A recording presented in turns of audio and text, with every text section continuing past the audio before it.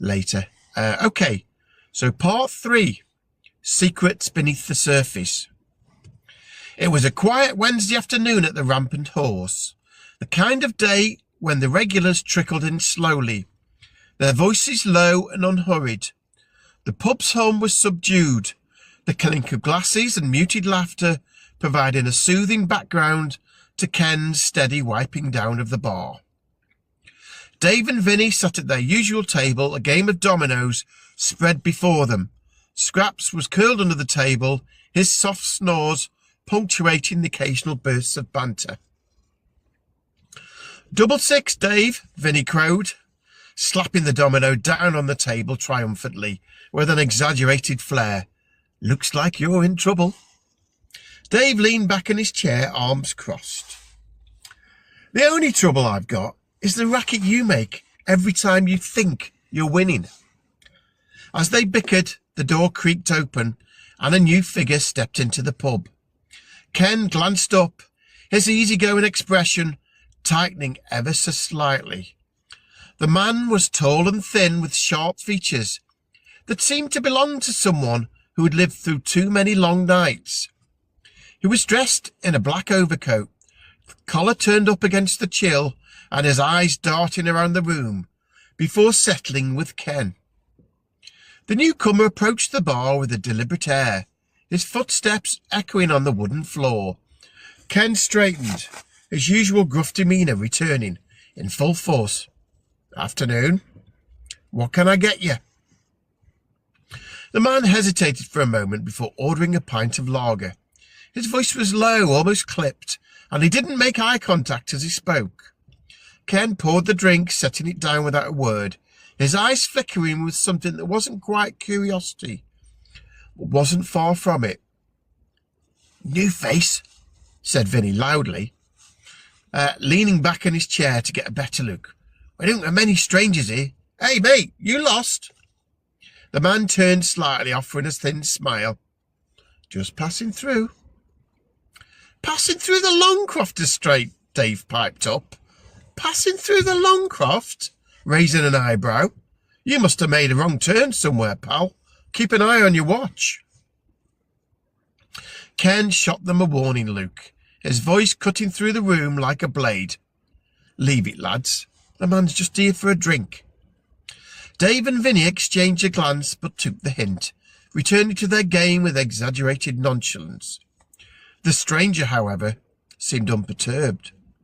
He sipped his lager slowly, his gaze occasionally drifting towards Ken, who pretended not to notice. The interaction lingered in the air long after the man left, his unfinished pint sitting on the bar like a question mark.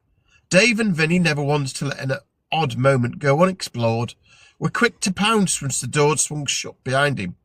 "Right then, Ken," Vinny began, leaning on the bar. "Who was that?" "Don't tell me you didn't notice the way he was looking at you."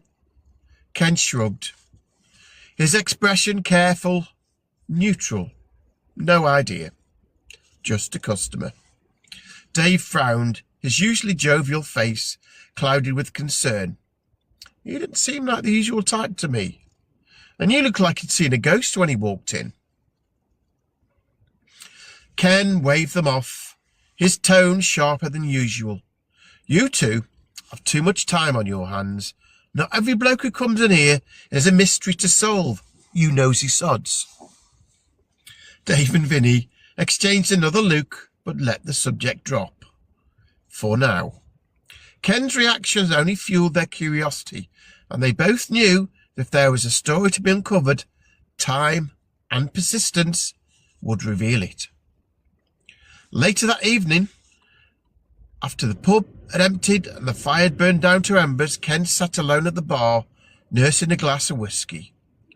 The stranger's appearance had stirred up something in him, a ripple across the surface of the calm he had carefully constructed since arriving on the estate.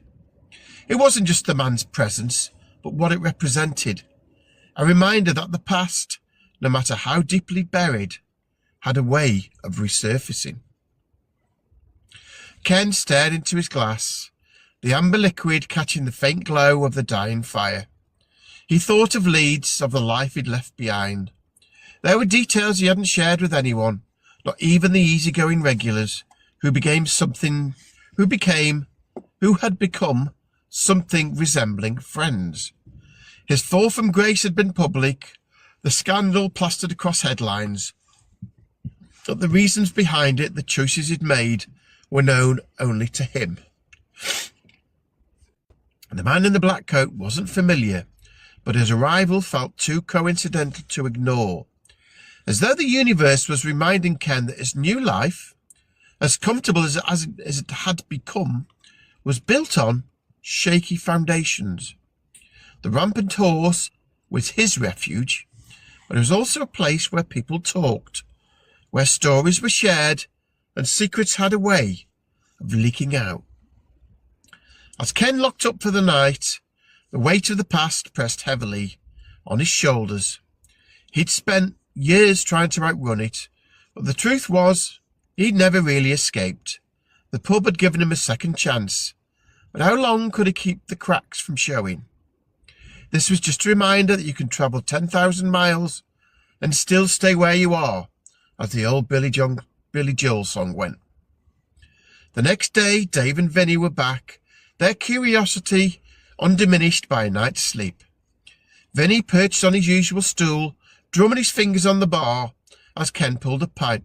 "So, landlord," he began casually, "about that mysterious stranger." Ken sighed, setting the pint down with a little more force than necessary. "Drop it, Vinny. He's gone, and that's the end of it." Dave chimed in, his tone more thoughtful. "We're not prying, Ken. Just wondering if there's something we should know. You're one of us now, after all. You know we look after our own around here, don't you?" Ken looked at them, their faces a mixture of genuine concern and relentless nosiness. He felt a pang of guilt. These two, for all their antics, had become fixtures in his life, a part of the fabric of the Rampant Horse. But there were things he wasn't yet ready to share, shadows that were his alone to wrestle with. "Nothing to know," he said finally, his voice softer. "Just a bloke passing through. Hopefully he won't come back. But let's leave it at that, for now." Vinny raised an eyebrow. It felt like progress, though. But he let it go for now, turning his attention to Scraps, who was gnawing contentedly on a bone under the table. Dave, however, continued to watch Ken with a quiet intensity, as though sensing there was more to the story. The days carried on, the pub filling with its usual mix of regulars and the occasional newcomer. Ken busied himself with the routines that had become second nature, the steady rhythm of his work providing a measure of solace. But the encounter with the man in the black coat lingered around the edges of his mind, a reminder that the past was never as far away as he wanted it. And somewhere out there, beyond the railway lines and the sprawling estate, the past was stirring, waiting for the right moment to knock on the door of the Rampant Horse once again. And that concludes part 3 for you. Part